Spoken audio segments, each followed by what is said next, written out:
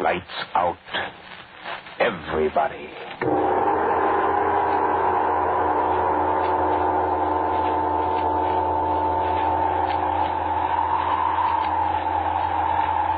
This is the witching hour.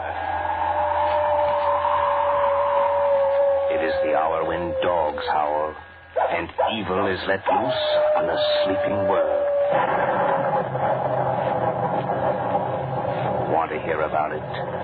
Then turn out your lights.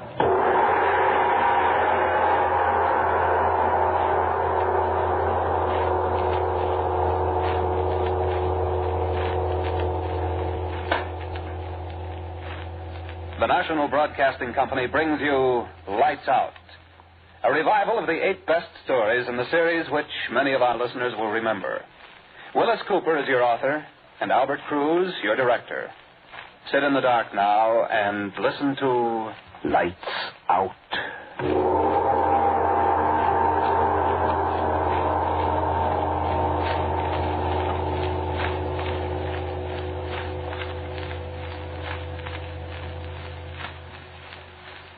And what will you do if I won't? Something very unpleasant, my dear chap. For example? For example, it is quite possible that I will kill you. You amaze me. No. I assure you I'm quite serious.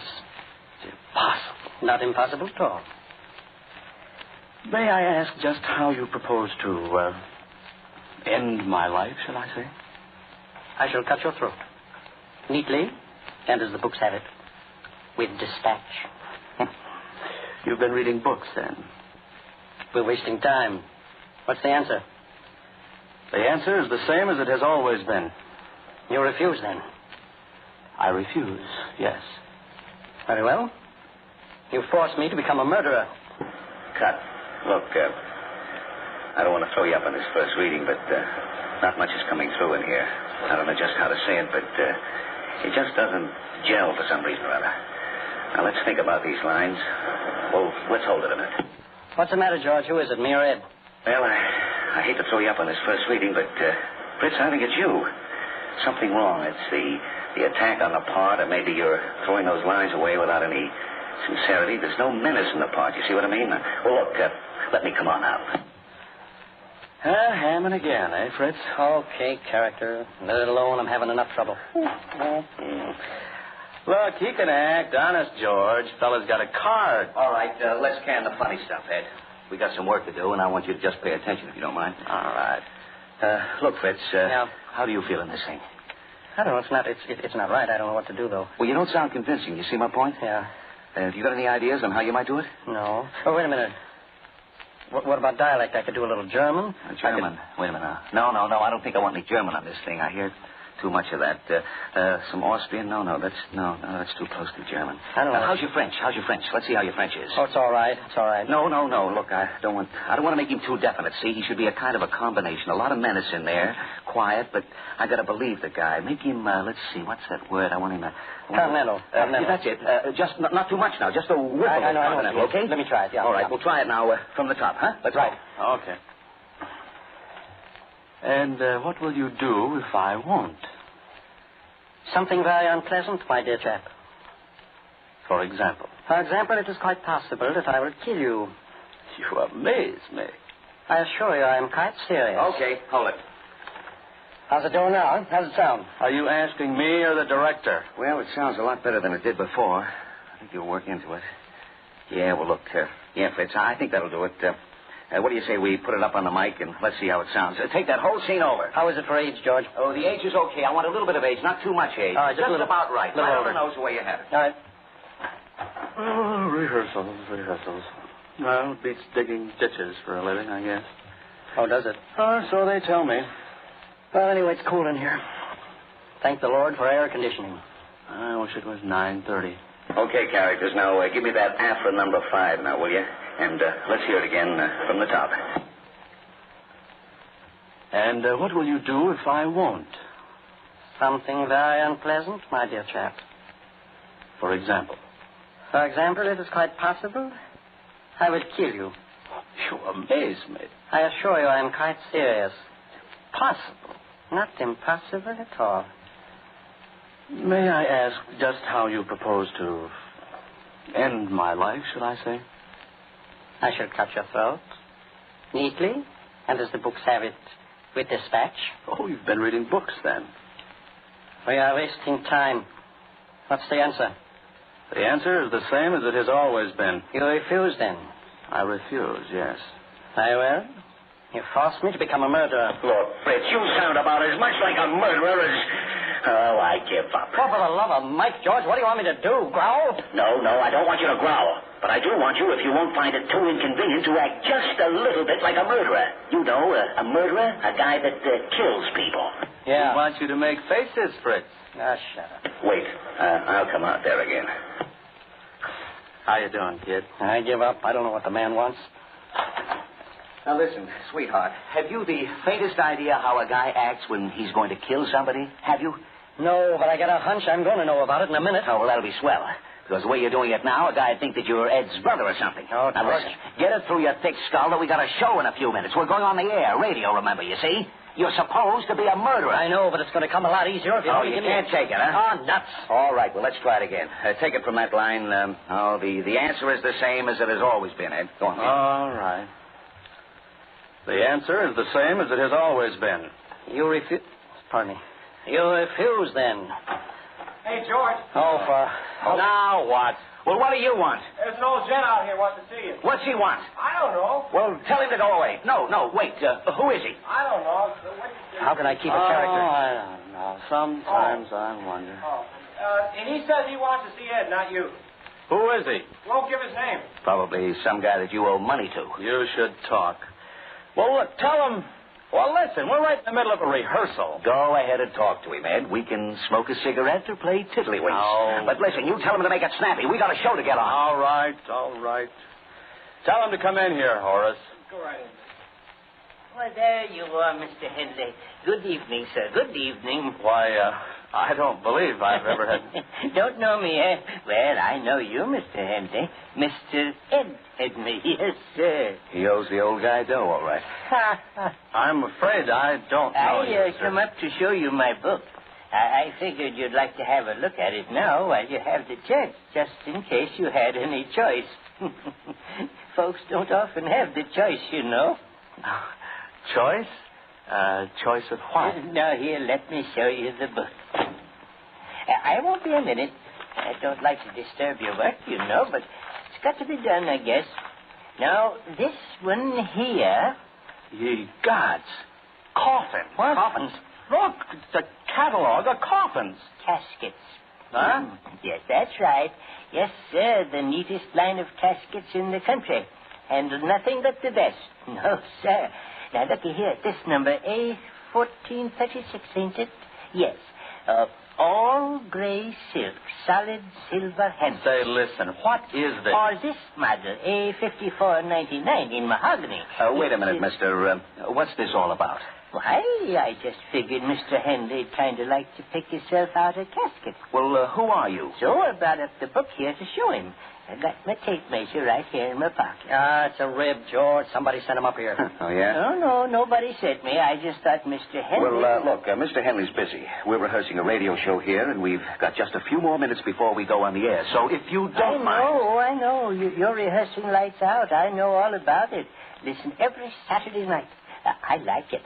All about ghosts and corpses and things. Yes, sir. Well, that's fine, but we've got work to do now. Well, I'll get right out of here.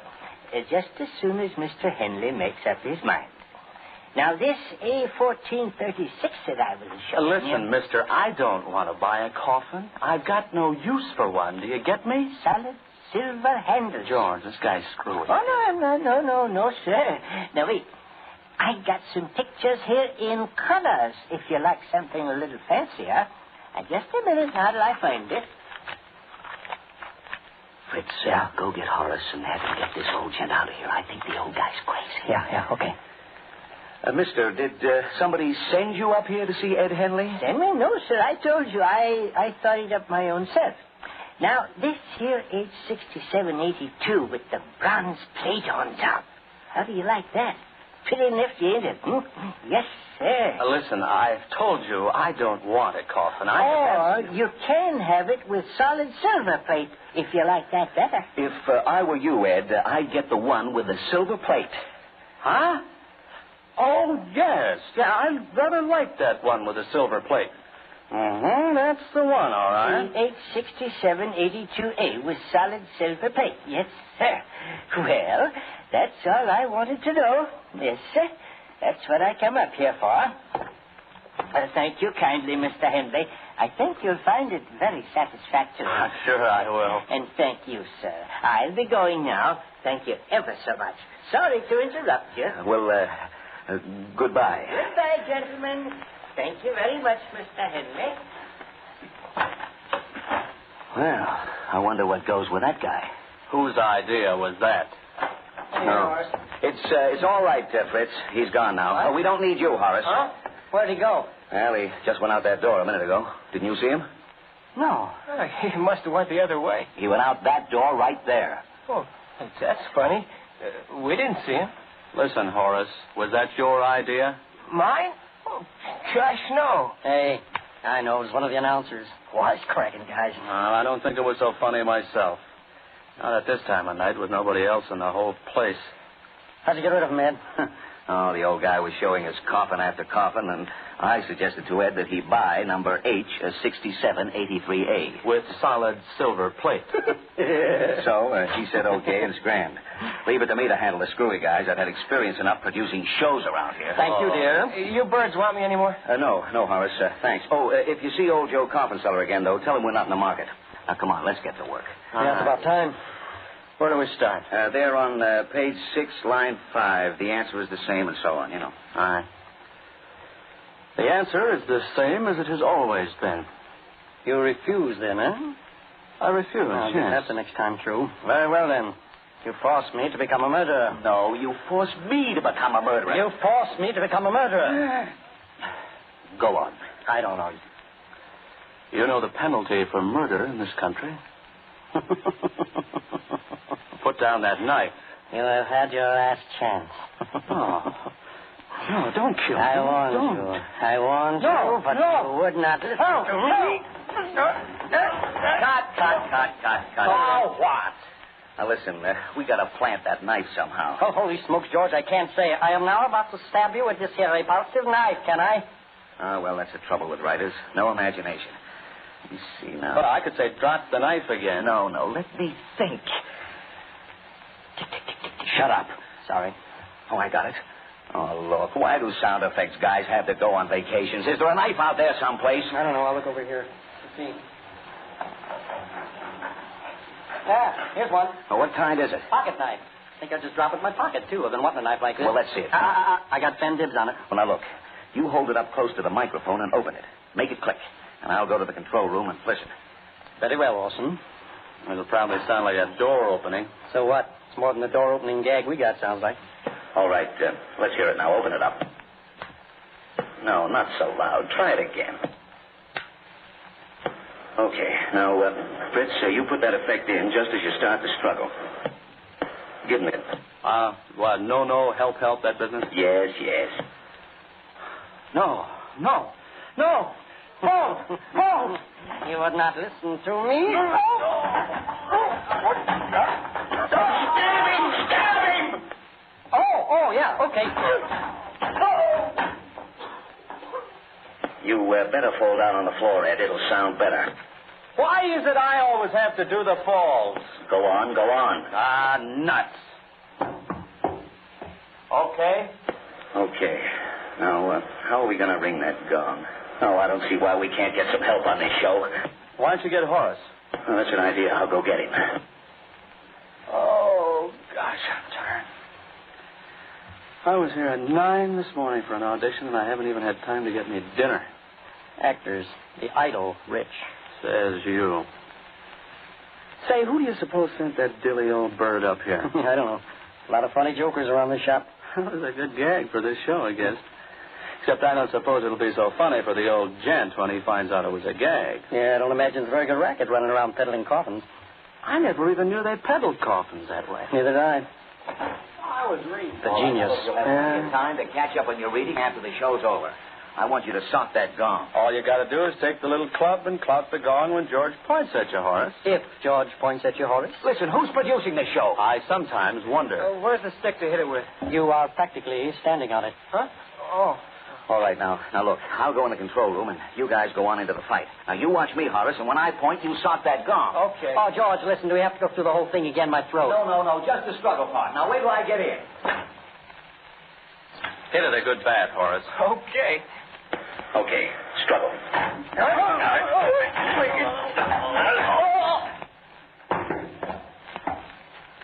Well, pay attention, dummy. Will you hit that gong? Oh. Excuse me, I was watching Ed and Fritz. Well, look, you watch me from now on. I'll give you the cues, and you do them. You got it? Okay. Go ahead, struggle.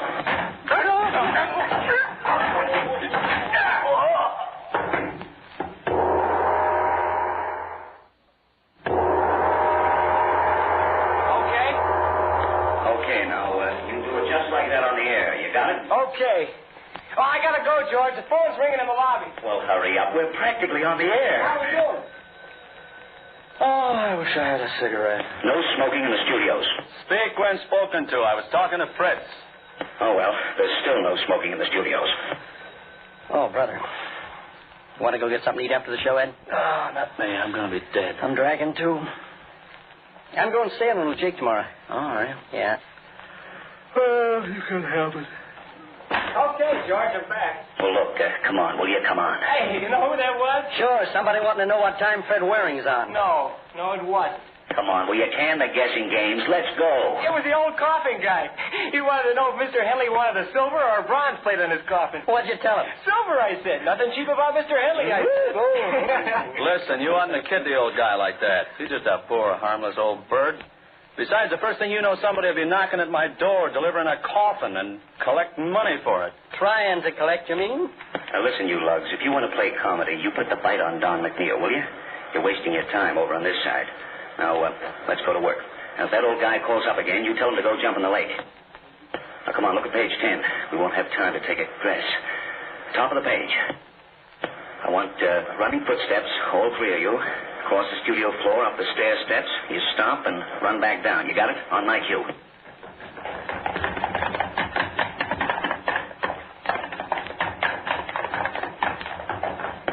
Okay, hurry up now. Now, take the knock on the door and the footsteps coming in. It's bottom of page 11. You do the knock, Ed. Horace, you open the door. And Fritz, you do the footsteps. You got it? On my cue.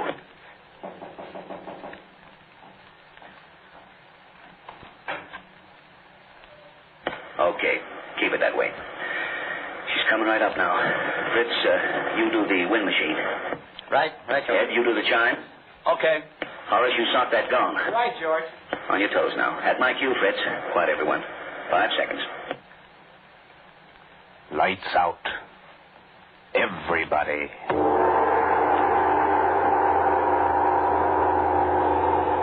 This is the witching hour. It is the hour when dogs howl and evil is let loose on a sleeping world. Want to hear about it? Then turn out your lights.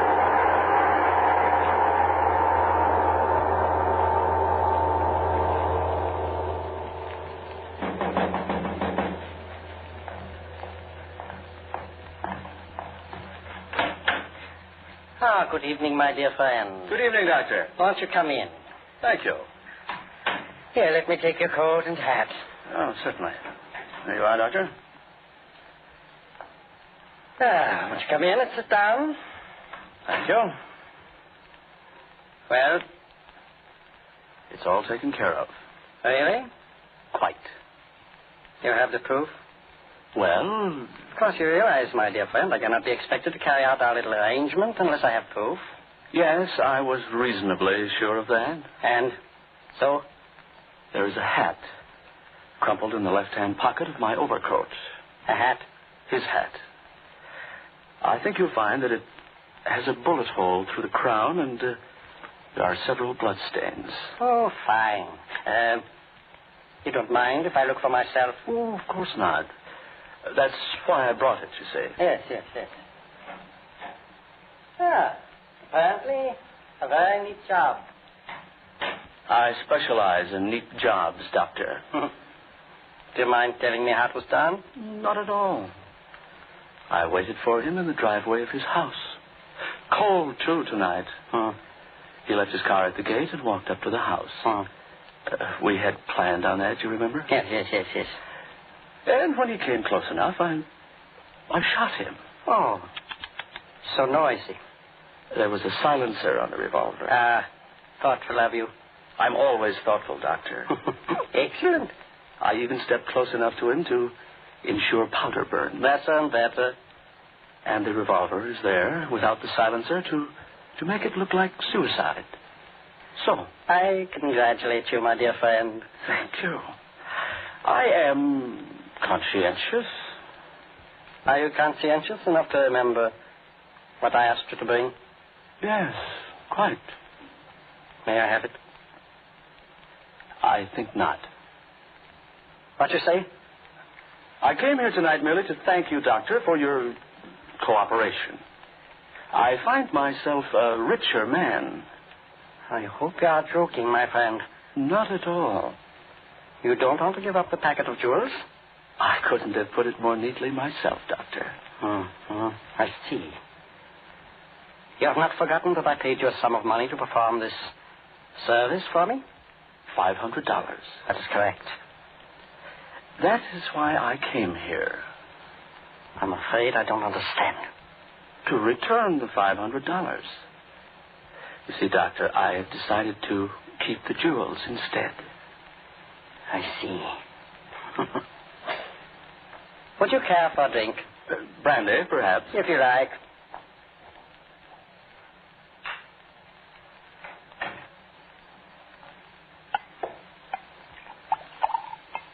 Water? No, thank you, no. Your health. If you don't mind, Doctor, let us exchange glasses. You are a remarkably suspicious man. I have to be, if you please. Oh, quite.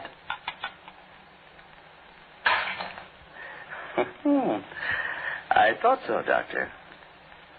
Well, your good health. And now I'll be going, if you don't mind. Oh, must you go, really? Yes. Here are your $500. My offer is still good. Your offer? $500 for eliminating this man and bringing me the jewels from his pocket. Oh.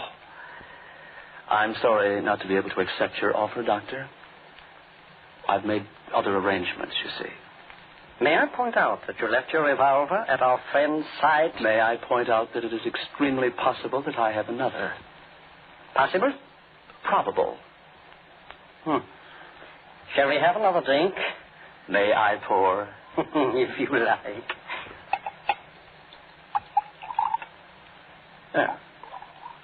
Enough. Thank you. Now, shall we discuss this further? I'm afraid there is very little to discuss, Doctor. If you do not mind, No, there is nothing to discuss.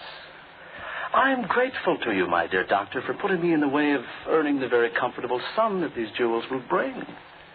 I'm equally grateful to you for your hospitality. But I really must go. Oh, I beg of you. Let me point out that a gentleman of your reputation might have some difficulty in disposing of the jewels. There are ways. Would it not be a great deal safer for you to take the $500 with no further risk than to keep the jewels and run the risk of hanging? I'll take the risk. Besides, if anything unpleasant does happen to me in the course of disposing of the jewels, I can always remind my captors of the part that you played in this little affair. You see? I'm afraid you would have a very difficult time proving that. Perhaps. But I'll run the risk. Good night. Don't hurry, I beg of you. I should dislike to have any unpleasant happening. You forget that I have a revolver, Doctor. That is a lie. I wouldn't take a chance if I were you, Doctor. I'm not taking a chance. I know you have no revolver. Really? Really. Interesting. How? A very simple process of deduction. There is none in your overcoat. I could tell by the weight of it. Huh? But there is. Ah, thank you. I was rather certain that it was there. And so I took the liberty of locking your overcoat in the closet when I got up to inspect our friend's hats. Checkmate, my dear friend. Stalemate, I think. I still have the jewels. And I warn you for the last time to give them to me. I'm sorry. It would be a great deal better for you if you would, you know. What will you do if I won't? Something very unpleasant, my dear friend. For example? It is quite possible I will kill you. You amaze me. I assure you I am quite serious. Impossible. It is not impossible at all. May I ask just how you propose to, end my life, shall I say? I shall cut your throats, neatly and as the books have it, with dispatch. You've been reading books, then. Come, you're wasting time. What's the answer? The answer is the same as it has always been. You refuse, then? I refuse, yes. Very well. You force me to become a murderer. You know the penalty for murder in this country, Doctor. Put down that knife. You have had your last chance. No. No, don't kill me. I warned you. I warned you. No. You would not listen to me.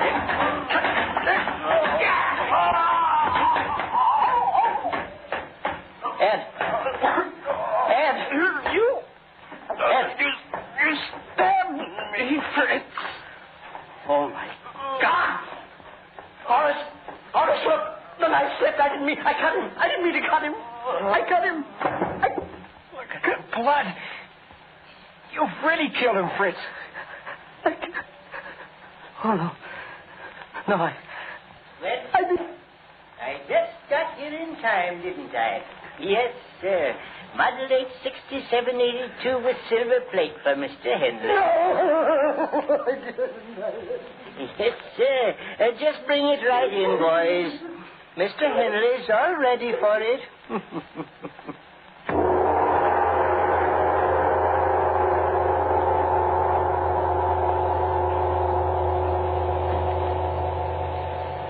You have just heard The Coffin in Studio B, the second in the summer revival series of Lights Out. In tonight's cast, you heard Bob Murphy as Ed, Sherman Marks as Fritz, Don Gallagher as George, Jack Bivens as Horace, and Charles Eggleston as the coffin salesman. All right. You can turn them on now.